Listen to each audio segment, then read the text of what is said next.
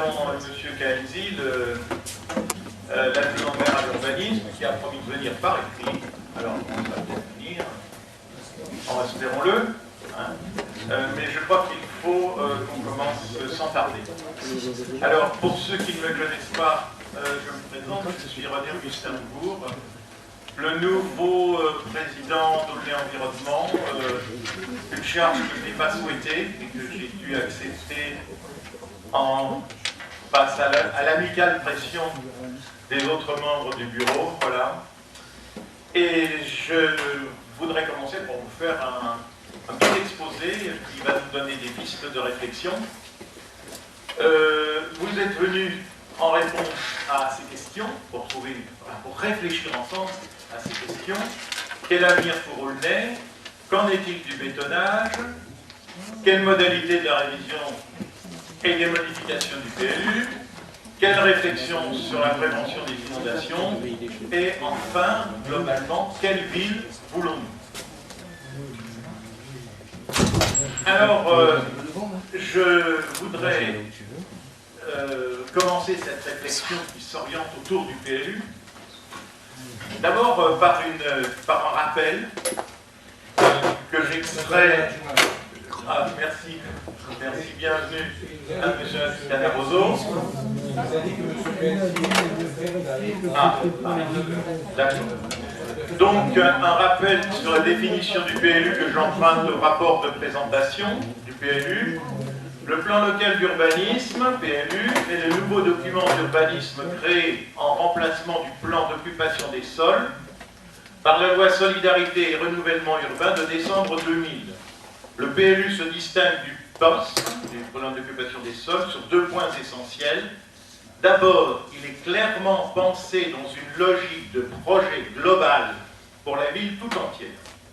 C'est pourquoi je vais vous proposer des axes de réflexion qui concernent d'autres quartiers que celui où nous sommes actuellement. Ensuite, il est élaboré en concertation avec l'ensemble des habitants et de tous ceux qui exercent une activité à Aulnay. Et là, c'est clair que c'est aussi un point sur lequel notre association veut être très vigilante, car il y a concertation et concertation, et il faut qu'elle soit effective. Voilà. Alors, la réflexion que je vous propose s'intitule « Aulnay, un territoire, une population, des défis ». Alors, le territoire d'Aulnay est assez spécifique. C'est un territoire très vaste. C'est la deuxième commune de Seine-Saint-Denis pour la superficie. 16 km² et plus de 5 km entre le dépôt RATP qui est au sud et la zone d'activité concertée, la ZAC, de la Croix-Saint-Marc, pour ne parler que de la zone d'habitation. C'est-à-dire que c'est une superficie qui correspond aux 3 communes, à peu près, de Noisy-le-Sec, plus Bondy, plus Pavillon-sous-Bois. Voilà. Et donc, c'est un véritable défi. La commune pose un grand défi en termes de maîtrise du territoire. Premier défi, une forte sectarisation qu'il faut articuler. La sectorisation, elle est amenée déjà par deux grandes coupures, la ligne SNCF et la nationale 2. Dans cet espace, nous avons 3 pôles de développement. Le pôle de la gare, le plus ancien pôle de développement, j'entends, qui a donné un véritable développement assez rapide à la fin du XIXe siècle, par lotissement de cette extrémité nord de la forêt de Bondy. Tout le sud, c'était la forêt. Ouais. Espérons que ça ne soit pas de mauvaise augure. Hein. Deuxième pôle, le vieux pays, le cœur historique de la commune, autour de l'église, mais qui va s'étendre, qui va se développer, qui est longtemps resté un village, et qui s'est développé plus tardivement, et qui a, pendant pas mal de décennies, enfin pas mal d'années, est resté en déshérence jusqu'aux années 70 avec un habitat qui se dégradait et qu'il a fallu complètement reprendre. Le nord de notre commune, des terres agricoles vouées au développement urbain à partir des années 60. Et la construction des grands ensembles. Peut-on penser qu'il va s'agir d'un véritable nouveau pôle de centralité avec la gare prévue par le Grand Paris, par le projet Grand Paris? Et puis il ne faut pas oublier qu'une partie de ces terres du Nord ont longtemps constitué une véritable réserve foncière qui a permis l'installation de grandes entreprises, PSA, L'Oréal, et de zones d'activité nombreuses, la zone de la Garenne, les Mardelles, la Fosse-à-la-Barbière, le Coudray, qui fait de notre commune un bassin d'emploi de première ampleur. Alors, revenons aux trois pôles et à l'espace d'habitation.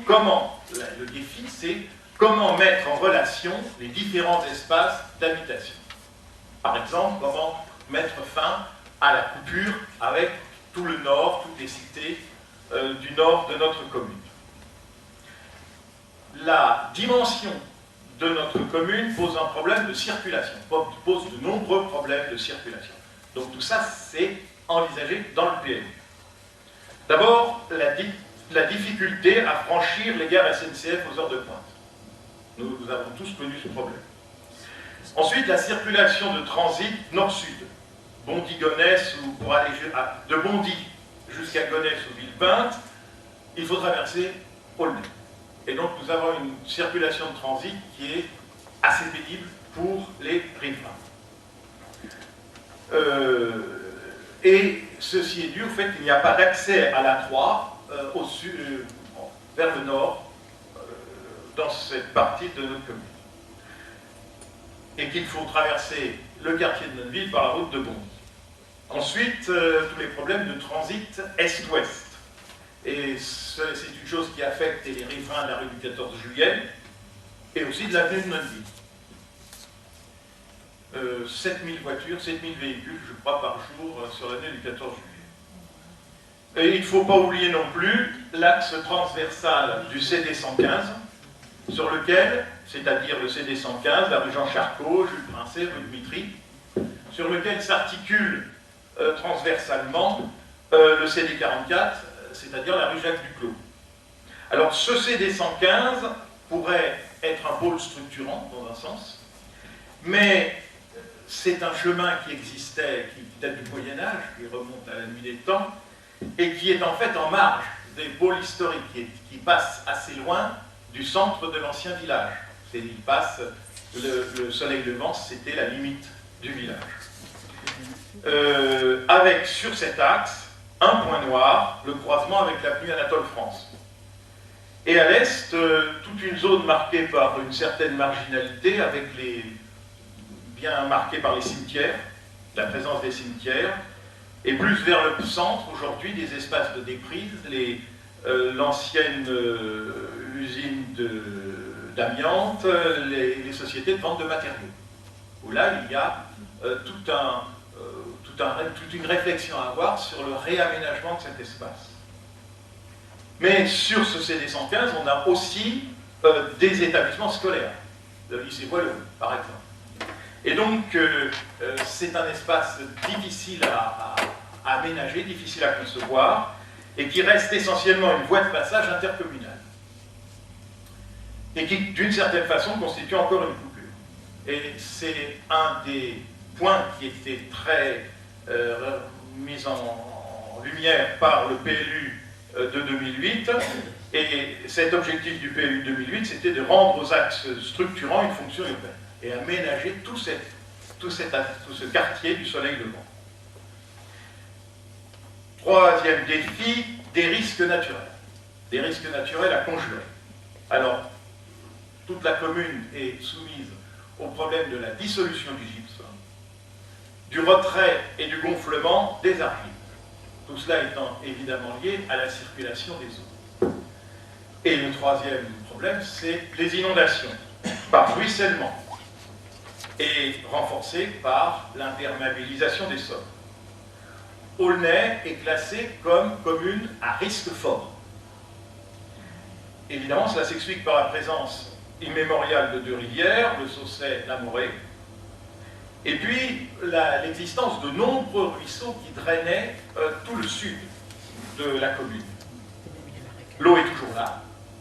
La nappe phréatique est à 3 mètres environ, et même à 1,7 m rue Jean Jaurès, à 1,25 m rue de la Morée. Voilà. 1,7 m rue Jean Jaurès. Et donc 70 cm rue de Picardie. Un réseau de stockage et d'évacuation des eaux pluviales est à moderniser, il date des années 80, étant donné la probable montée en fréquence des événements climatiques extrêmes, c'est-à-dire des gros orages, des orages assez terrifiants comme celui que nous avons eu l'année dernière. Peut-on envisager de considérer ces espaces comme zones inondables? Voilà. Ça peut être une demande, enfin une réflexion autour du nouveau PLU. Alors, pour sensibiliser l'ensemble de la population à ce problème, pour nous mobiliser, pour chercher des solutions, je vous propose une action qui s'intitule « Sauf qui peut » et qui va consister sur la place de la gare à manifester, s'amuser aussi, avec des seaux, se passer des seaux, comme nous l'avons fait. Quand je dis s'amuser, c'était vraiment pas amusant quand ça nous est arrivé. Hein, moi, je n'ai eu que 10 cm dans ma cave, et je sais qu'il y en a eu qui ont eu 2 mètres dans leur garage. Et donc, je pense que répéter, enfin, célébrer, en quelque commémorer ce souvenir, c'est une façon de se mobiliser encore pour se mettre bien dans la tête tous que ce n'est pas un événement isolé, qui ne se reproduira pas, et qu'il faut absolument que nous réfléchissions ensemble à comment faire pour faire face et éviter que ça prenne des proportions trop graves. Évidemment, c'est un des axes de réflexion, c'est le problème de l'imperméabilisation des sols. Autre défi de notre commune, c'est un patrimoine à préserver. Alors, évidemment, d'abord le patrimoine bâti. Nous avons peu de patrimoine ancien d'avant le 19e siècle, nous avons une très belle église. C'est surtout un patrimoine présent dans la zone pavillonnaire. Sans parler des écoles, qui sont aussi très intéressantes au niveau de leur architecture. Sur la zone pavillonnaire, on a ces constructions en meulière typiques de la banlieue parisienne, dont nous pouvons être fiers. C'est un beau patrimoine. De beaux pavillons résidentiels, qui étaient la villégiature de Parisiens fortunés de la belle époque, mais aussi un habitat plus modeste, les petits pavillons en briques des classes populaires de l'entre-deux-guerres, ces gens qui ont souffert, qui ont été les mal logés, qui ont souffert du retard dans la viabilisation, dans l'installation des réseaux d'eau et d'évacuation. Ponctuellement aussi quelques immeubles collectifs au milieu de cet espace pavillonnaire qui parfois sont intéressants et qui datent d'avant la maîtrise, d'avant les plans d'occupation du sol probablement. S'ajoutent les constructions des époques suivantes, typiques des années 50 et suivantes. Tout cela, ça fonde la particularité, à mon sens, de la zone pavillonnaire, qui est sa diversité. Chaque pavillon a une personnalité. Et c'est tout ce charme du paysage urbain est aussi donné par les espaces verts. Pas de pavillon sans verdure, si on peut dire. C'est donc le deuxième aspect, c'est le patrimoine végétal. Alors, je passe les parcs, qui représentent un atout considérable pour l'agrément du quartier. Nous avons aussi quelques arbres vénérables, souvenir de l'environnement forestier, mais aussi et surtout, je pense, aux jardins privés.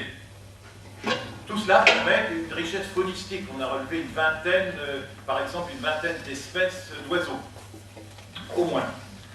Et là se pose franchement le problème de la division des parcelles qui détruit progressivement ce patrimoine, tout en accélérant l'imperméabilisation des sols.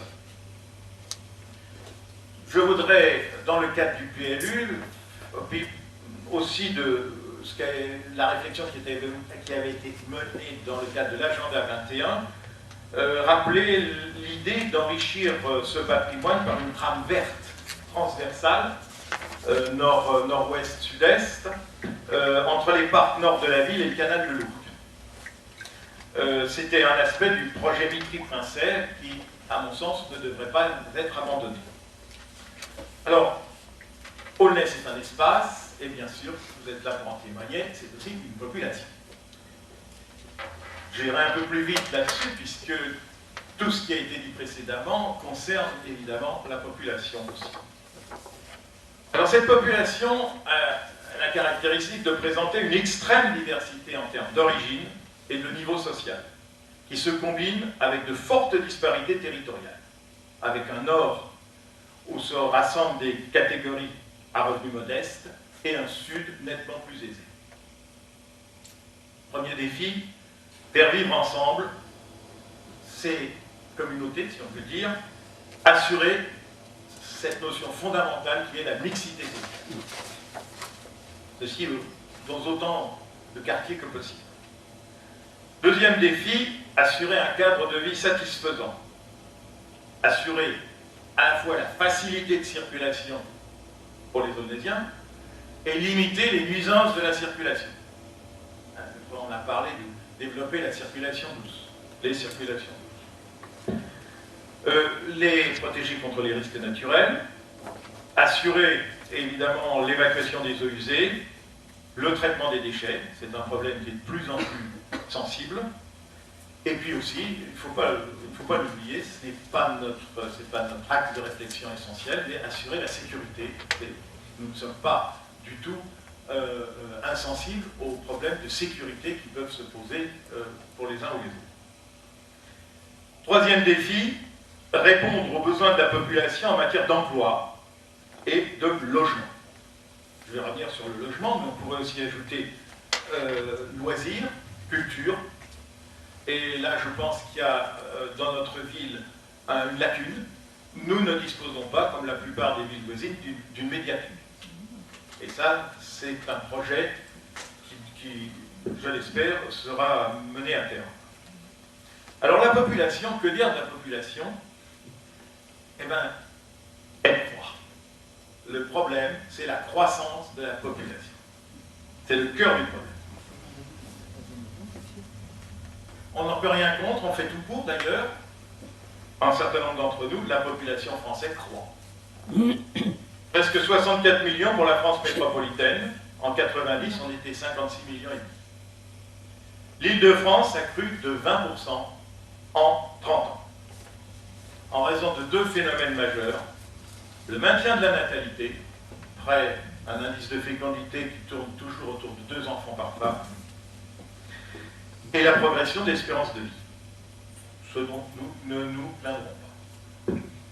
Auquel s'ajoute une tendance lourde à la décohabitation et à l'augmentation du nombre de ménages. Les jeunes cherchent à s'installer, bien sûr, et souvent, très vite, ce sont des... Enfin, souvent, malheureusement trop souvent, ça devient des ménages monoparentaux. Et donc, il faut une offre de logement pour toutes ces raisons. Et le déficit de logement est... donc, voilà. Avant de dire cela, je voudrais insister sur l'idée que souhaiter que la ville plafonne à 80 000 habitants est une chimère. Je l'ai entendu, j'ai entendu dénoncer l'idée que la ville puisse croître, ça n'est pas possible. Voilà. Une population qui ne croit pas décroît. Et c'est effectivement ce qui est arrivé à Aulnay. La commune, pendant plusieurs décennies, n'a pas pu satisfaire aux besoins de sa population. Le solde migratoire était négatif depuis 1975. Qui partait? Les familles avec enfants et les jeunes adultes. En raison, en particulier, la faible part de logements d'offres, l'offre faible de logements de 1 à 2 pièces.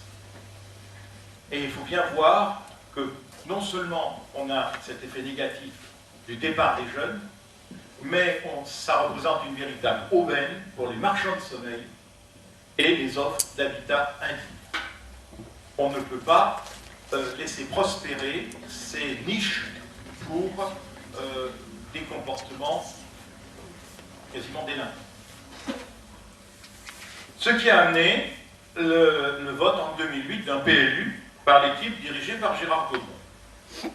L'objectif affiché de ce PLU était de développer les capacités résidentielles. De nouvelles facilités ont été apportées à la construction par des modifications votées par l'équipe Gérard Sigura. C'est donc une politique, un projet qui remonte à la densification, la construction de logements. C'est un projet qui remonte à 2008, en raison de la prise de conscience d'une situation défavorable.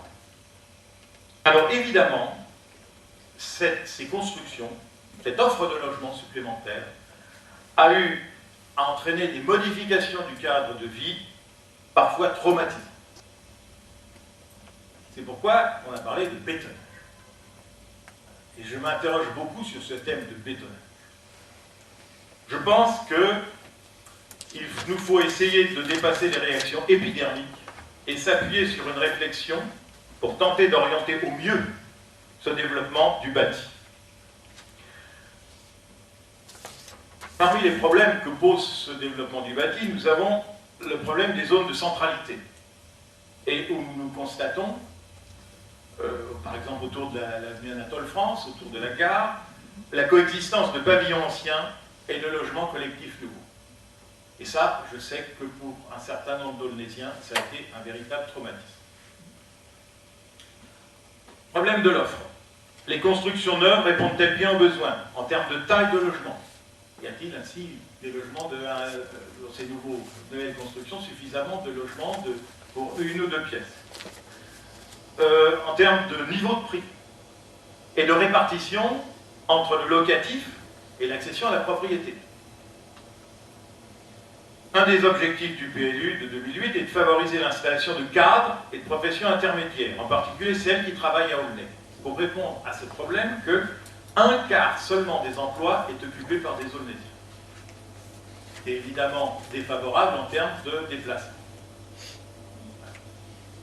et de pollution et de nuisances liées au déplacement. Enfin, j'y reviens, comment freiner l'imperméabilisation des sols liée à ce développement du bâti. Les facilités apportées par les modifications de 2009 nous paraissent avoir un effet négatif par la densification du bâti dans la zone pavillonnaire. C'est pourquoi nous demandons qu'une modification soit rapidement décidée pour mettre un frein à cette évolution. Cette densification serait sans doute plus opportune dans les zones de centralité, celle de la gare et le long du CD 115. Alors, vous avez remarqué dans cet exposé que j'ai une certaine répugnance personnelle à parler de ville. Et je préfère dire qu'Aulnay est une commune. Aulnay n'est pas, à mon sens, au sens géographique, une unité urbaine, mais une circonscription d'une vaste agglomération, la métropole parisienne, l'un des pôles de l'archipel métropolitain mondial, comme disent les géographes. On ne peut pas penser le développement d'Aulnay comme s'il s'agissait d'une île. La zone pavillonnaire en particulier continue au-delà du canal de Lourdes, sur Pavillon, Livry-Gargan, Sevran. La nappe phréatique, les rivières, la circulation des eaux et des hommes ne s'arrêtent pas à des limites administratives. Rien ne peut se faire de sérieux sans concertation avec les responsables et les populations des communes limitrophes. Il appartient aux élus d'avoir une vision à long terme, de préparer des projets, de prendre les décisions nécessaires à la réalisation d'un projet collectif. Mais il leur revient aussi de le faire à l'issue d'une véritable concertation avec la population. Mais c'est aussi le devoir des citoyens de s'interroger sur le devenir commun en s'efforçant de dépasser les intérêts particuliers pour prendre en compte l'intérêt général. C'est toute l'ambition de notre association et de la réunion de ce soir. Voilà, j'espère vous avoir donné le maximum d'orientation pour cette réflexion et en fait le débat peut commencer.